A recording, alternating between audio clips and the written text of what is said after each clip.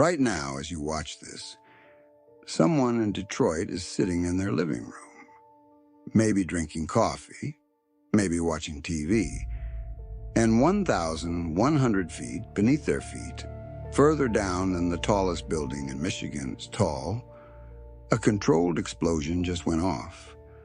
900 tons of rock salt, blasted loose in less than 3 seconds.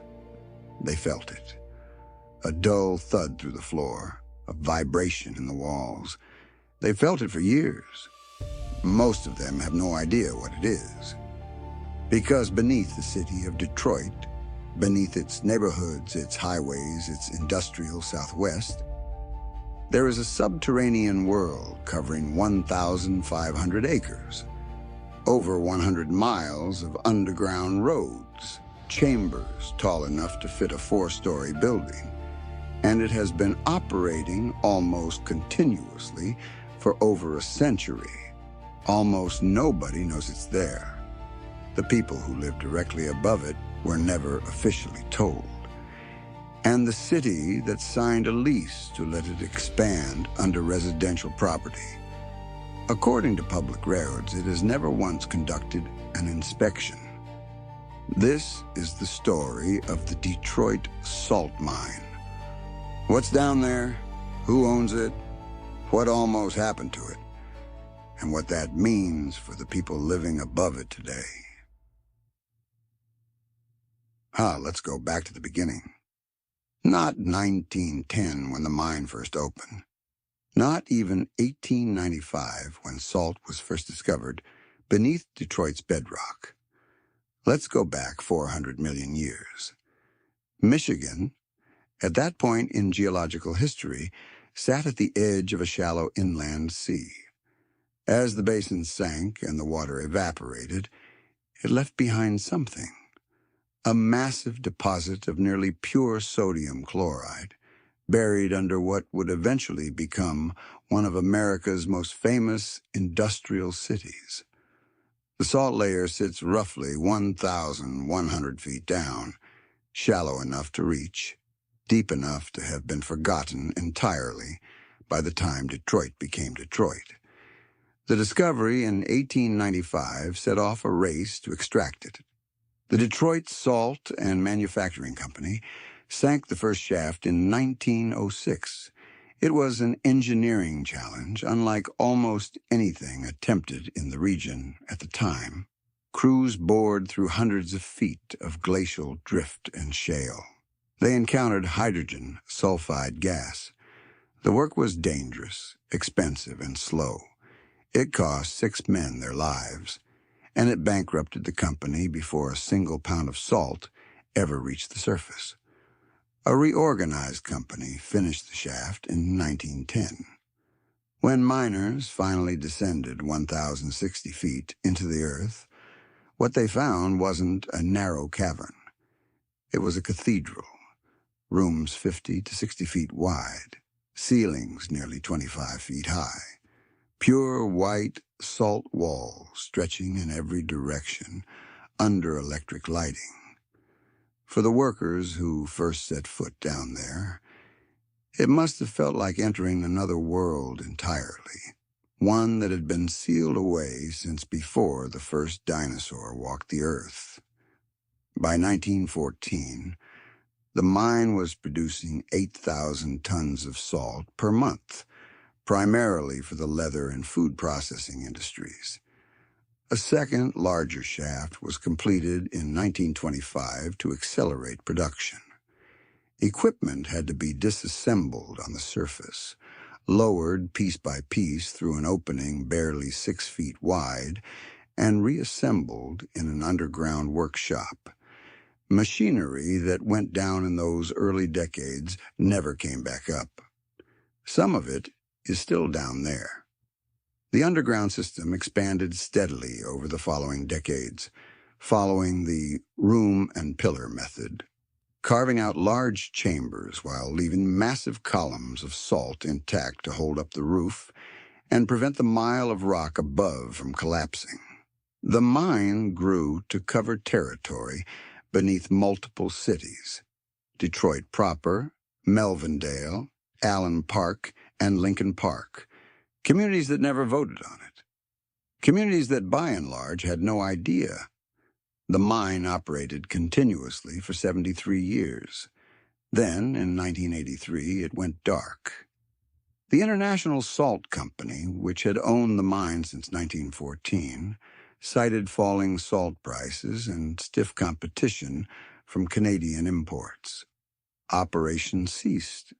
The shafts were secured, and 1,500 acres of underground infrastructure, 100 miles of roads, the assembled machinery, the whole subterranean city, sat silent. This is where the story takes a turn that very few people know about. Because when Crystal Mines, Inc. purchased the dormant facility in 1985, they weren't looking to mine salt. According to public records and reporting from that period, the new owners explored using the underground chambers as a storage site, specifically for hazardous waste. The plan contemplated pumping chemicals, industrial byproducts, and potentially toxic materials into the sealed chambers beneath a densely populated American city. For nearly a decade, that plan remained on the table. It only collapsed when the necessary permits never materialized, not because the city blocked it, not because residents organized and stopped it, because the paperwork didn't go through. The same caverns where Detroiters had once brought their school classes on field trips, the same vaulted chambers that geologists described as dry, clean, and structurally sound, those chambers came within a permit application of becoming something else entirely. In 1997, the mine was sold again, this time to the Detroit Salt Company, LLC, which resumed salt production the following year. Since 2010, the operation has been owned by the Kistner Group, a Canadian company, and more recently by Stone Canyon Industries Holdings. The mine is active today, producing approximately 2.5 million tons of road desing salt annually, almost all of it sold to municipalities across the Great Lakes region. The Kistner Group is based in Cambridge, Ontario. The salt they extract travels across North America, but the ground it comes from sits beneath American neighborhoods. And the people who live in those neighborhoods have some questions.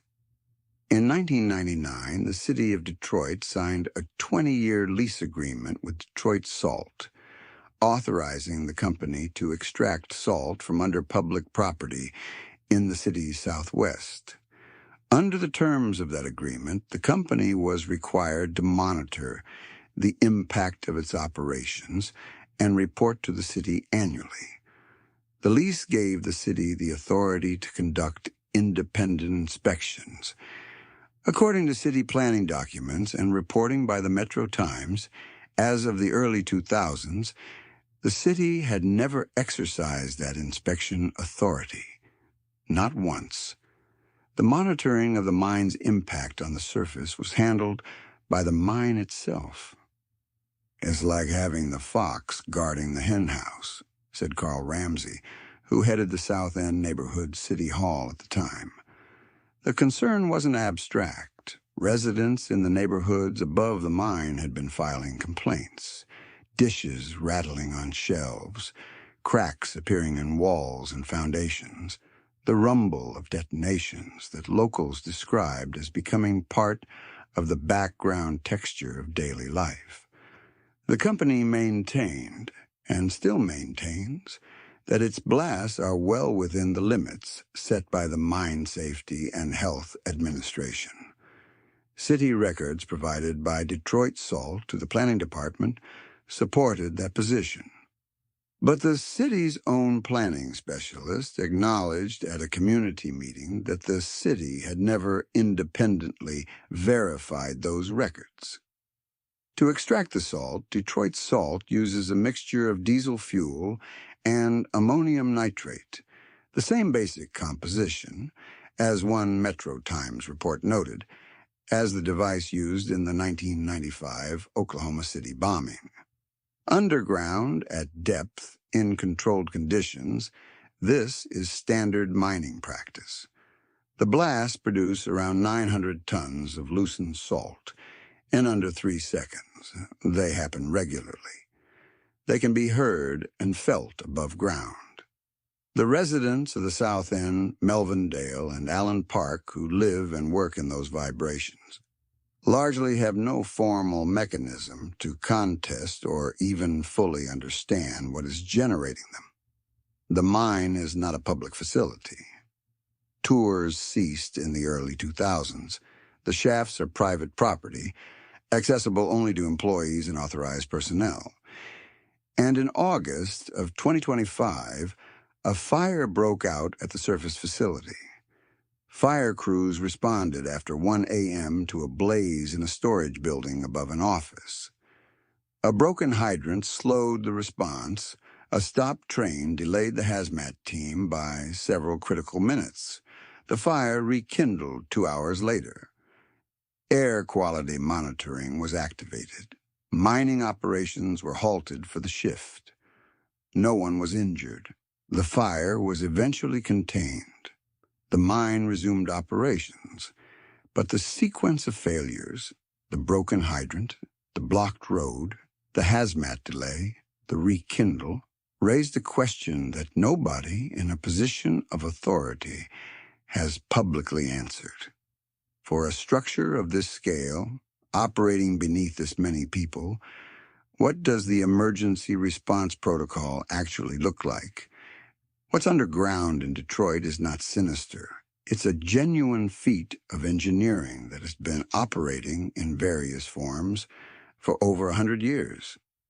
The men who built it did something remarkable.